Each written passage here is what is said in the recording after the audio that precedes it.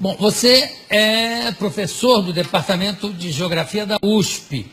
E o que é que você estuda especificamente? Climatologia, é isso? Climatologia antártica, do continente antártico, já há 20 anos. É só do continente antártico? É a minha especialidade, mas o resto também. Sim, não. Não tem como separar. Claro. E você esteve na Antártida algumas vezes? 2 vezes já. O que você acha das teorias de que o aquecimento global está derretendo o gelo do continente? Começa que já nem é uma teoria, é só uma hipótese. Então ela não carece de prova científica. Então é isso que é o pior. Você tá... Não carece de não tem prova científica do aquecimento global. São 26 anos, na verdade são 3.000 anos que essa história já existe. Nossos pesquisadores da equipe da Climagel já foram buscando essa informação. Já se discutiu isso nas ágoras das póleis gregas. Se cortasse árvore ia mudar o clima do planeta. Na Grécia Antiga já se discutiu? No Senado Romano se faria ou não os aquedutos porque ia mudar o clima e por aí foi. Até hoje nós estamos com essa historinha, a mesma coisa. O clima vai mudar, o homem mexe no planeta, não sei o quê, e não mexe nada. Mas é engraçado, tem relatos de uma civilização, não sei se é a Inca ou se é Azteca, aonde eles iam cortando florestas para usar essa madeira, inclusive para queimar essa madeira, com aquecimento, etc. E à medida, quando chegaram nas últimas árvores, que acabou a floresta, que a civilização também começou a cair, a entrar em decadência. Não tem nada a ver uma coisa com a outra. Você destruiu aqui, não tem consequência? Não pode ficar... Tem que tomar muito cuidado com isso, porque isso são ações locais e não são ações planetárias. Mas no local funciona. Mesmo assim, a alteração é muito pequenininha. A cidade de São Paulo faz o seu microclima, por exemplo. Assim não. E aí o clima global é outra coisa. Mas o discurso desse pessoal é que a cidade altera o clima do planeta. Portanto, a cidade tem que se adaptar à mudança do clima, que ela mesma fez. Mas espera aí, raciocínio circular, né? Agora, como é que é? Quer dizer que o gelo não está derretendo lá? Não, o gelo derrete e congela de novo. Tem os seus ciclos, Isso já é muito conhecido desde o final da Segunda Guerra Mundial.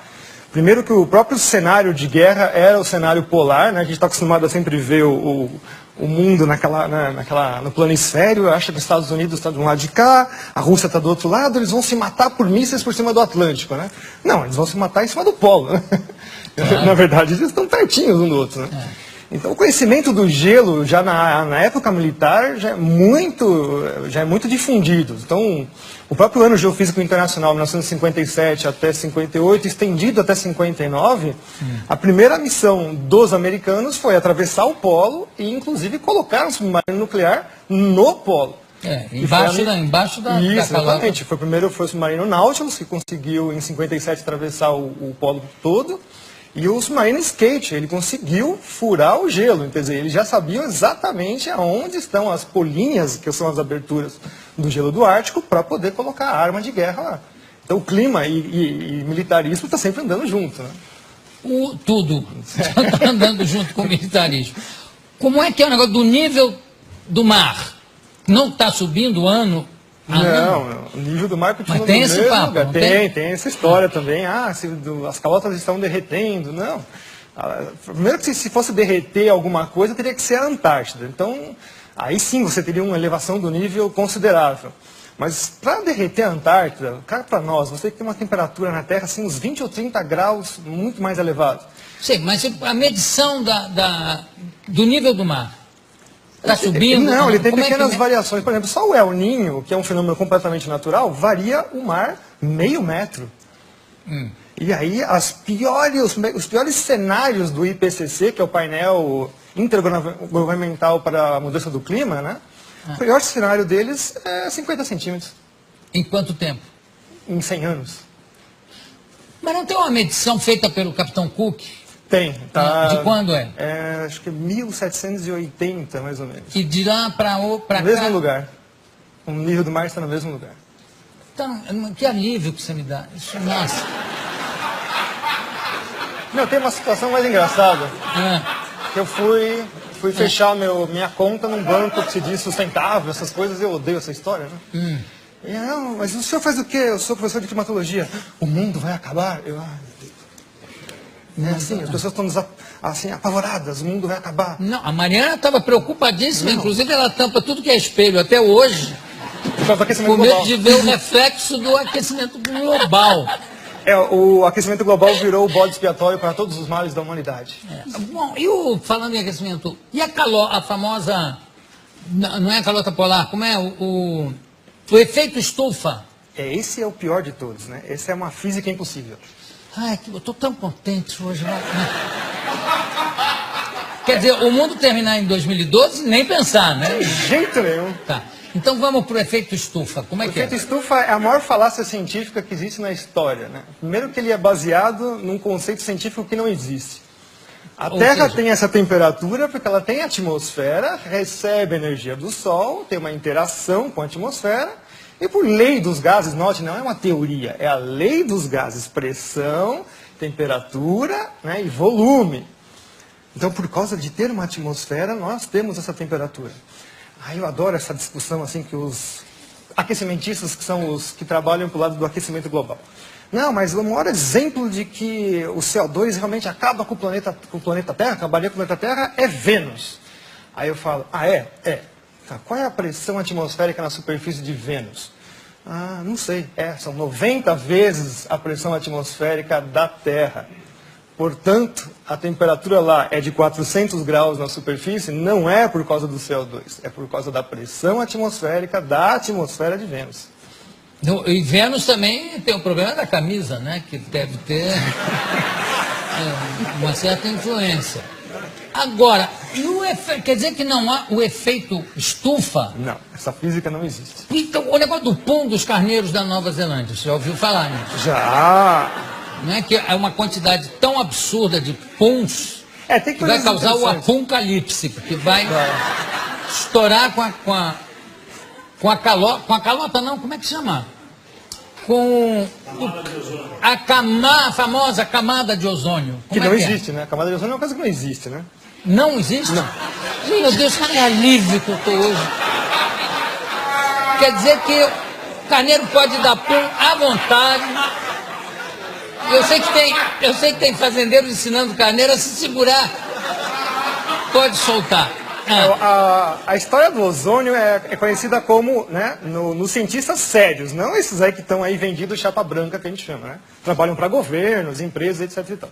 Cientistas sérios, o próprio pai da coisa é o Dobson, que no Ano Geofísico Internacional se propôs a ir para a Antártica justamente para saber qual era a variação do ozônio na calota polar. Ele já sabia que o ozônio desaparecia completamente na Antártida.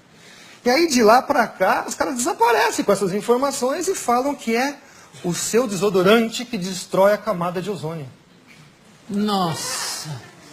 Nunca mais eu pego um sujeito fedendo, que eu brigar com ele para botar um desodorante. Aí quando você vai ver o que acontece, é a quebra das patentes dos CFCs, os gases refrigerantes. Então, em 87, começam a terminar as patentes, elas começam a se tornar públicas, você não precisa mais pagar royalties para elas.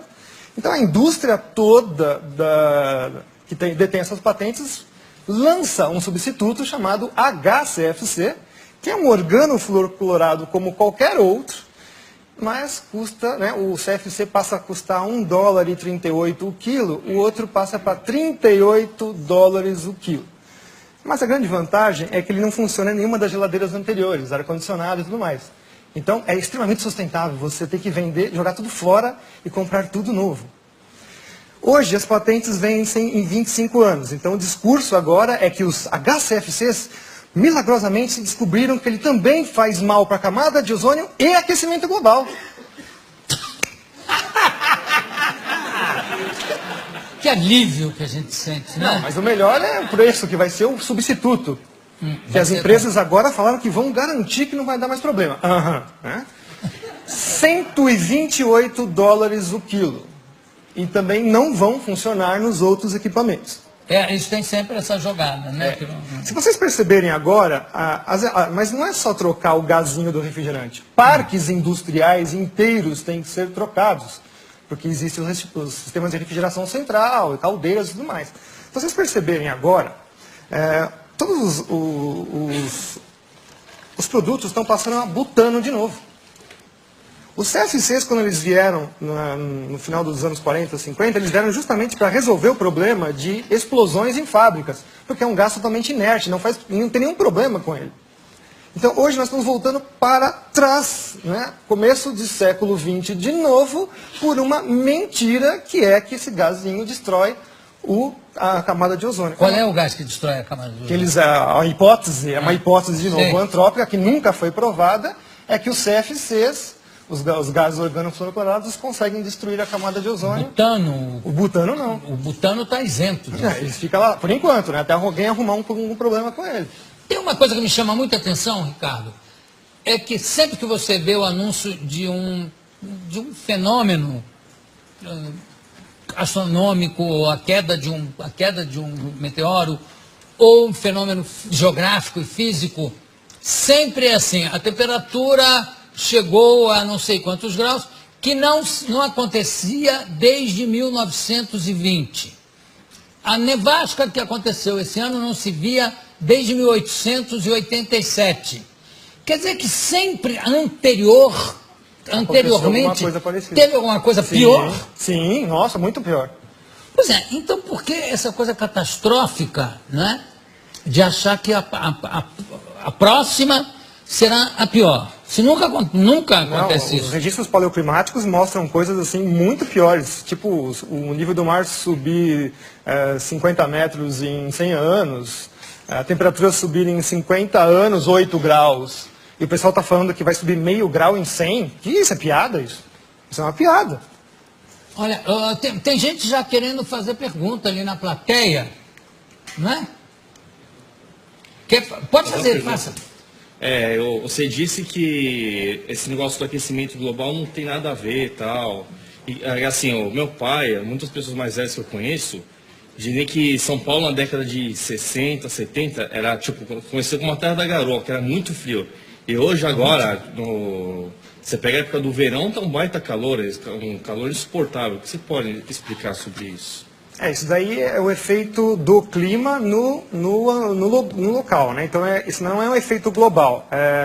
O caso da garoa, por exemplo, nós tivemos um trabalho científico feito agora em 2009, 2010, mostrando que nos últimos 3 anos ela voltou com a mesma intensidade dos anos 30, 40. Então, na verdade, também a garoa é um fenômeno cíclico.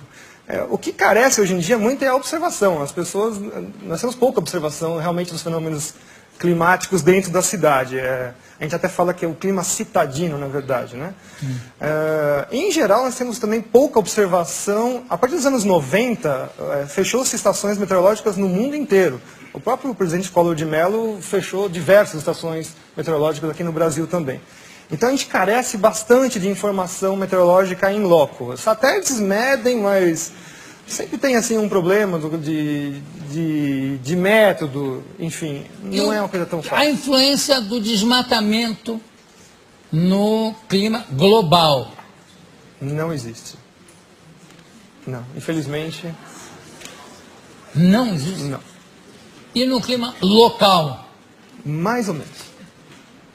Uma coisa que as pessoas também não sabem... Quer dizer, a Amazônia, então, não é o pulmão Não, do tem que tomar mundo? cuidado. Não, nunca foi. Nunca foi. Nunca foi. Essa teoria já foi derrubada nos anos 80. Já. Não São é nem os a oceanos. pleura, nada? Não, são os oceanos. E não tem influência, o desmatamento não tem influência no clima? Tem que tomar cuidado com isso, porque quando eu falo isso, significa que eu estou autorizando a destruir a floresta. Não, de forma... Mas a gente tem que tomar cuidado, porque o aporte do ambientalismo é esse contra as pessoas que falam, negam a hipótese do aquecimento global. Né? Então, você mistura tudo dentro de um saco de gatos. Você fala, tá vendo? Esse cara está autorizando a gente destruir a floresta. Não, a Amazônia está lá, não é para ser destruída. Aliás, eu acho que nem é possível destruir a Amazônia, porque grande parte dela está plantado embaixo, quer dizer, é embaixo d'água, você para chegar na raiz, seria, né? São 6 mil quilômetros desse novo aquífero que descobriram embaixo da Amazônia. Ganha do aquífero Guarani. Recentemente descoberto. Eu não faço ideia do que seja 6 isso, mil mas quilômetros. deve ser importantíssimo. Porque 6 mil quilômetros, haja aquífero aí. E o negócio da floresta, como é que é a floresta da chuva? Como é que é? Na verdade, assim, a gente tem que entender que quem manda no planeta são os oceanos. Aí, por acaso, existem continentes. São 3/4 da superfície do planeta com água. Então, a maior parte da troca de massa e energia com a atmosfera é feita com os oceanos. Então, de vez em quando, eles ficam com pena, coitadinho dos continentes, né? Aquela coisinha de nada, joga um pouquinho de água para eles. E se jogar um pouquinho de água para eles, já faz todos os desastres que a gente imagina. Bom, a principal entrada de água para os continentes vem na parte tropical, que são os ventos alísios. Todo mundo já ouviu falar, estudou na escola um monte de vezes isso daí. O próprio Köppen, que é uma das primeiras pessoas que estudou climatologia lá no século XVIII, XIX, né, começando esses estudos, ele falou assim, mas como é que eu vou estudar o clima, que a atmosfera é uma coisa que é invisível, altamente dinâmica e não dá para fazer nada. Bom, ele conseguiu verificar que a vegetação respondia ao clima. Então ele viu assim, olha, gozado, né? Nessa parte toda do planeta, salvo algumas exceções regionais, você tem florestas extremamente virtuosas, imensas, e é justamente onde chove bastante, onde você tem as principais células de trovoadas, né? Os relâmpagos fixam nitrogênio na chuva e, portanto, jogam isso na superfície. Então tem toda uma simbiose aí entre os fenômenos da atmosfera. Então as florestas, o nome técnico da floresta em inglês, por exemplo, eles chamam rainforest, né? Então, florestas de chuva. A floresta está lá porque chove, não chove porque tem floresta, vocês entenderam? Então quer dizer que se você cortar, vamos supor que você, né, vamos fazer assim um cenário hipotético, já que eles adoram fazer cenários, vamos fazer também. Vamos supor que você tira toda a Amazônia de lá, tira tudo lá, 20 anos depois está tudo de novo nascendo. Tudo de novo nascendo. Mas leva 20 anos. 20 anos. Que não é nada na história do planeta.